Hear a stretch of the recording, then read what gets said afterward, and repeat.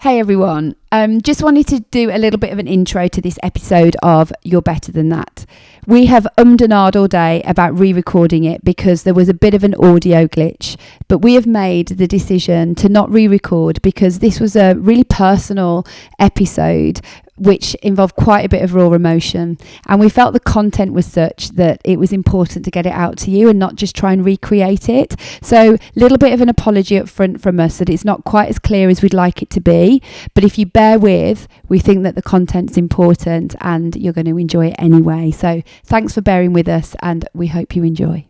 Hello and welcome to the podcast You're Better Than That, hosted by me, Hannah Miller, joined by my friend Zoe Ross Waddell. Good morning. Good morning. So at the time of recording, it is August, but this is going to go out in September and we're having a funny old day of weather. It's trying to thunderstorm, but it is actually also a really lovely day, which is why I'm wearing my new top. It's a lovely top. New second-hand top, vintage. Love a bit of vintage. You are really good with vintage. I am really good at vintage. I will take that praise. Guys, vintage is just a dream. It is. The only thing is, there is always the risk that you could buy something that doesn't fit. And I think I find tops easier than bottom halves, because bottom halves is all a little bit more, challenging and tricky. But yes, this was like £3. Linen Steel. Mix. Linen mix. Wow. Lovely. I don't think it's ever been worn. So, and you look beautiful too, nobody can see that, in your lovely linen shirt. Right, we're not here to talk about my clothes. We are here to talk about life transitions, because this episode is going to be back to school week, which is a massive moment in people's lives because loads of things happen in September. It is literally the month of transition, isn't it? For so many people. There will be people listening to this whose little ones have gone to school for the first time, or maybe nursery for the first time, or they're going to big school for the first time, and they're at secondary school with their massive blazer and massive rucksack and their pencil case. And they're like in the big school and they're tiny with their huge bag. And there'll be people getting ready to go to university, parents listening whose children are going off to uni for the first time, or gap years, and loads of other life transitions we're going to talk about. But this is a great week to talk about it because for so many people it is naturally happening. I know for my sister-in-law, her littlest one is going to big school for the first time. Her little girl starts school this week, and that's the last one of her children going to school, which is a really big moment for people because you've spent so many years in that particular zone. And then one of my best friends, her youngest daughter is just starting big school, so it's the end of primary school life, which is also, that's a really big part of your life for a long time. And we thought we'd talk about it because I think there's so much to say. But really, I just want to spend some time recognising that it's a big deal. Yeah. Transitions, not just the school ones and not just the parenting ones, but just transitions in life are a really, really big deal. We could stick with the school ones for a little bit longer and maybe talk about that a bit, but and start there. I know for me, one of the biggest transitions to do with parenting that I've faced in the recent years was actually when my eldest first went to uni. He's now just finished his third year. He's doing 4 years, so we're at the other end of that now. But it was a huge deal for me because I was so excited for him and it was right. So this is a good transition. I didn't want to cling on to him, but there was so much going on inside around recognising it's the end of an era. And I think when we're in a transition moment, and like we said, we're sticking with the school ones, but there's, or the children ones, but there's loads of them, we know something is ending. We know something is coming to an end. And even if we're really excited to embrace a new thing, like Laura's getting married, our colleague, in a couple of weeks, she'll be married by the time, she'll be just coming back from honeymoon by the time this airs. You are letting go of something previous, even if something great's coming. And when Noah was getting ready to go to uni, I was just reflecting and reminiscing that something is over forever. A whole period of our life is gone. And I am a more emotional character, so some people will perhaps just be thinking, this is a good thing, this is a right thing, and it's all of those things. But for many mums listening, or just anybody listening who has got empathy for this, it was huge for me because I was going to miss him, and I knew that this period of my life was not going to look, all of us living full-time in the same home was coming to an end. That's really big. It is. How did you process that? Yeah, I think, well, I'll tell you one thing that was a moment. We were shopping quite late actually for the things that he needed. So some people had probably done it in early August, but it was quite close to the time he was going just because of work and finding the time to do it properly. And we were in Wilko and we were doing the classic, you know, what things do you need from here, you know, new duvet, da da da da. And as we're going around, I'm aware that I am processing this coming day, which is a few days away now. And I saw this mom with a little one, with a toddler, in Wilko, and they were picking out a toy. And as I watched this mom picking out a toy with her little one, I could just feel myself just wanting to cry and actually starting to cry, which it was this moment of that moment is not coming back for me. And I'd loved those moments. I hadn't lived every moment. Oh, my toddler mum friends will tell you, I haven't lived every moment. We would be like, take my child. They're driving me mad. But I knew that was an era. I mean, it was obviously already over, but I was just having that moment of this is already over. This is over. And you have one life and those moments aren't coming back. I mean, they will with grandchildren and godchildren. I have a godchild and I have nieces and nephews. Of course they come back. But my boys, that was gone. And I think to answer your question, how did I process?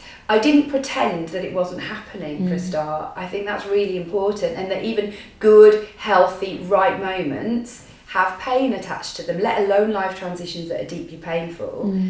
And I cried when I needed to for a few days. And I think on the morning, this is quite a good preparation for anyone listening, on the morning of us taking Noah to uni, I got in the shower that morning and I really cried. Proper grief cried.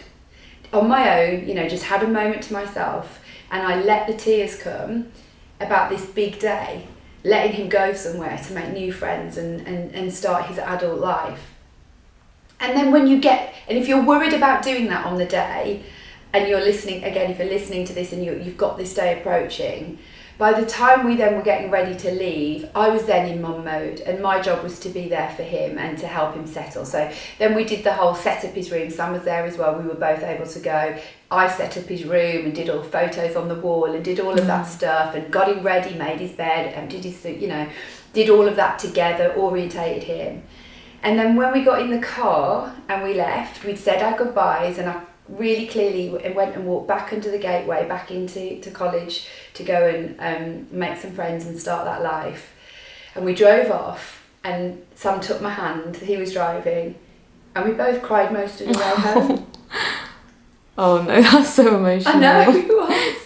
And that was a clear, my biggest recent transition moment. So that's the one that comes to mind. And I think acknowledging that transitions are the norm of life. Like, we're always coming into one or coming out of one. You got married how long ago now? It was 2 years. 2 years in September, isn't it? It is September, isn't Yeah. it? Yeah, 2 years in September. So that was a big recent transition for you. And although it was like, this is the most exciting choice, it's a huge transition moment. So You've got to much- adjust yeah, as well. so there's much to things that process. are never going to happen again. Absolutely. And it's what you're saying, that these are amazing things and happy things, and there's also transitions that are not, but there's also like pain attached to something that's like amazing, like your son's gone to university, like amazing to get married, happy, joyful, and also hard and a lot to process, and especially when you feel the way he said that you do, like it can be a bit tricky, can't it? Totally. And you know, there'll be all those like moments in the parenting bit and the child rearing bit. It is really from the get-go, it is a series of letting goes. Yeah. You know, they need to be fed by you. So I've got a niece who's currently feeding her baby, and she's in that bit of time where it's everything is coming from me. I'm literally feeding my baby. And then a day will come when she'll do her last breastfeed. Yeah. That's a transition. It's a letting go moment. Then they need to be carried, and then they learn to walk. It's exciting, and they've got to learn to walk, like that's the right order of things. But it's like, oh, you're walking, you don't need me to carry you anymore. And then they hold your hand crossing the road, and then they get to a point where you realise you probably don't need to hold my hand. And I still go to grab Levi's, and he's just about to turn 16 because he's my youngest child, and I would feel like I should be holding his hand. And so, first day at nursery, first time having a babysitter, first time, but these are all the right order of things, but they are a process of letting go. And not when we first become parents, we don't necessarily realise that we are doing something that's about releasing and releasing and releasing all the way through. Toy Story 4 absolutely got me. Toy Story 4 is about Andy going off to college, and it was just before Noah was going that came out. And again, what Toy Story does so well is play into this feeling of, the letting go of the transition moments of life when suddenly Woody isn't needed anymore. And it plays into this idea of, are we going to be useful? Are we still needed? And I suppose I can in that area be here to tell the tale of yes. And we'll talk about this more perhaps in the part 2 of this, but yes, you're just needed differently. It is letting go, but it's also completely holding on. Yeah. You work with a lot of people, specifically parents who have dealt with and are dealing with transitions. What are some of the things or questions that come up, and what would your advice be? So I do. I work with a lot of people who have hit transition point. They often are parents, they might not be, they might just be in the kind of middle point of life. And actually, people hit transitions all the way. It was a transition for Noah to go to uni. It wasn't my transition, it was also his. So the whole process of transitions is happening all the time. But some of the bigger ones do trigger a bit of a destabilising effect on people. And I think sometimes people come to work with me because they've been destabilised by a transition, or they recognise that it has been destabilising, but now it's time to do something about it.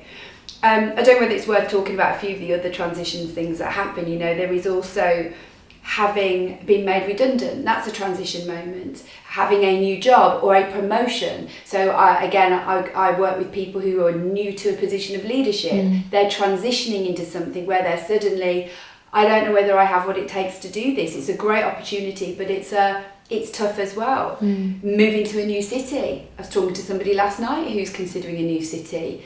That's a transition point that's big. You've done that, you've moved to another city and you start over, and it's like, okay, I'm disorientated by this transition.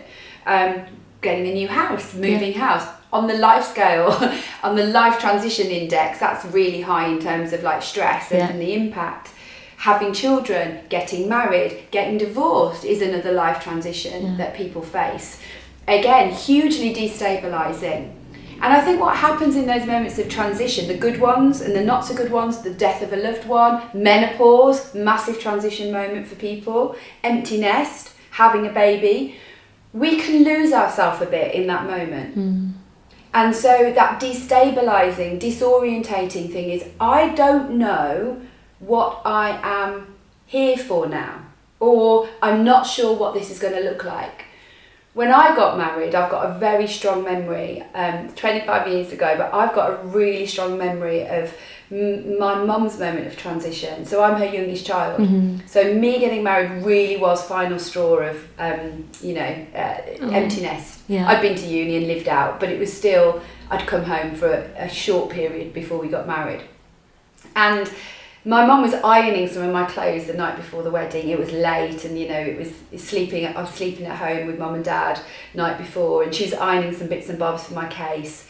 And I just went, oh, thanks, Mum. She's sitting at the iron. I just said, thank you, Mum, for doing that for me. I'm really grateful. And she just started to cry. And she said, that's okay. Who am I going to do that for if I'm not doing it for you? And she was having this moment of, what am I here for? What am I here for? I've given huge amount of my life to this season. I'm not going to do it anymore. And I think you don't have to be a parent to recognise what I'm talking about here. What am I here for can come from any moment of life that causes us to feel disorientated or confused and destabilised. It's like a crossroads moment. Yeah. And even these really positive ones, choosing to be in a new city, you're at a crossroads moment of, I don't know what this chapter is going to look like. There's another area of transition moment, which is a more subtle one that I heard Stephen Bartlett talk about a while ago, and it's the nines. I don't think it's his, I think he read about it, like, I don't think it's his theory. There's something about the nines, 29, 39, 49, 59. All of these nines act as a transition moment where we feel the urgent need. A lot of people have a baby or get married at 29. Yeah, sure. It's a funny year where it's like this. I got loads of friends who had a baby at 29 because you feel like you're on a pivot moment. 29 is the time to do it. 39 is another one where you think, I'm about to hit midpoint. Yeah. So what am I doing? You know, what does this year hold for me? And then moments that, again, can feel quite disorientating. You're leaving a decade behind. You're leaving behind that period that you've known. But it is an opportunity for growth. Yeah. It is an opportunity to step into something else. There's something called the transitional impact scale, which I mentioned just then in passing, which is actually a little bit of psychological theory around transition and recognising that they can be really big in our lives. And rather than, there are some ranks out there where they actually scale transitions and say this is the biggest impact on your life. But the transitional impact scale is not so much about saying the death of a loved one is number 1 and number 2 is moving house. It's more about helping you measure the impact that transition is having on your life. So whether it's a positive, proactive transition, you've moved house, or whether it's something that has happened to you, you've been made redundant, there's some questions that you can use to help you measure the impact it's having on your life. So shall I tell you what some of those questions are? So I've picked a few. So if you're listening to this and you're heading into a transition, either self-inflicted or inflicted upon you, you could use these questions to reflect on how it's impacting you. You could perhaps rank it out of 10, each question. Have you experienced increased stress or anxiety as a result of this change? Has this transition affected your relationships with family or friends? Has this transition led to significant changes to your daily routine? Has your work or performance in academics been impacted by this? Do you feel you have adequate support to navigate this transition? How hopeful are you about your future following this transition? That's a big, important question. Have you noticed any changes in your sleeping or eating since this transition? And how satisfied are you with your life overall since this transition occurred? And if you can grade yourself with those, then you're getting a good indicator of the impact it's having on you emotionally, socially, potentially financially, physically, to then decide, is this just a moment that's passing and it's okay? Or do I need to be a bit more proactive about what I put in place for myself? Some of the things that I might need to consider or think about. I think there's also another type of transition is actually an internal transition, which is that the moment hasn't happened yet, but we think a new season's coming. So Gallup surveys tell us 51% of people are wanting or looking for a new job. Wow, that's a high percentage. That's high. That means 1 in 2 of us are not happy where we currently are, or we're happy but we're ready for something else. So all that group of people, so listening to this podcast, at least 50% are in a moment of almost transition. So they're preparing for a transition that's coming, let alone that massive list I gave of in menopause, having dealt with a death, financial circumstances, new city, new house, new spouse, new partner, new relationship, end of relationship, empty nesting school. Goodness me. I think what I'm recognising as I'm talking is we're either just over a transition or there's a transition coming down the line. Sure. There's also transitions that are going on that aren't necessarily ours, but I know I mentioned the children one, but it was a transition for me when my parents moved away and my sister moved away. Like second-hand transition. Yeah, second-hand transition. You've had a bit of that, haven't you? Because your dad's moved away again with work, and that's a transition to handle that wasn't yours, but this new phase of, okay, both my mum and dad are empty nesters and you handling the transition of your parents being empty nesters. Exactly, yeah. there's almost like we're all impacted in some way, and you're processing, even though it's not directly to you. Yeah. You're still processing that as well. Definitely. Yeah. And adjusting. So I think there's something that comes with transition that perhaps those of us who are more flexible by nature, we can flex and adjust perhaps with some of the smaller transitions of life, but others of us, when we like things how they are, it can feel a bigger deal for those things to happen. If we've known things how they are and then suddenly it's not how we know them. So I think the point of this first part is to recognise that transition is an opportunity for growth, and we'll talk about that, but it's also a letting go, and it is something has come to an end as you have known it. And that's both for us in our own lives where those moments happen, but also those moments that happen to the ones around us that we love. So like that example of university, I'm very much told that from my perspective, which is perhaps a little bit unfair. It was also the biggest moment of Noah's life so far. Yeah. It was his transition. He was the one who was going. Everything he had known was over. So I think if you're listening to this and you're sitting with a cup of tea and you've just waved off your little one or big one to little school, or you're getting ready for your child to go to university, just I guess I want to say it is a big deal, and be kind. Now I will just say one last thing. I was really sad in that time around Noah leaving, and every time I went past his bedroom I was like, this bedroom is empty, but we do adjust, and we get there. So be kind, do the necessary work, let yourself have a moment to acknowledge that life has changed, and then get ready to embrace what's coming. In part 2, shall we talk a bit more about what can come? But before we close, the purpose pursuit. Yeah, it's a good Could you just point. chat about that, and if people are experiencing what you've spoken about, what they can do about it? Yeah, well, the whole point of the purpose pursuit really is for moments of crossroads, and positive ones and difficult lost ones. Because when we hit crossroads, we are destabilised and disorientated. And so the purpose pursuit was designed to help you acknowledge where you're at and to begin to think about what wonderful stuff might come. So if you are listening to this and you are interested in having some significant support through a time of transition so that you can be everything you're meant to be out the other side of it, look in the show notes or head to hellosidekick.co/the purpose pursuit. Yeah. Is it the purpose The pursuit? purpose pursuit. Head there, or just head to hellosidekick.co and you'll find it, or drop me a message on Instagram, which is hello Hannah Miller. Go to any of those places and get yourself registered on the, I think we should call it the can't wait list. The can't wait list. Yeah, get yourself registered on the can't wait list, and then you can find out more and be the first to hear about what's doing. We've completely revamped it. We are also using a pay what you feel model as well. So there's loads of things about making it accessible. So get on the wait list so you're first to hear. And the purpose of the purpose pursuit is to support you through a crossroads moment, either the positive crossroads of a new job and a new exciting, or also the difficult transition of, I don't know what I'm meant to do the other side of this transition. So come and get involved. We would love to have you.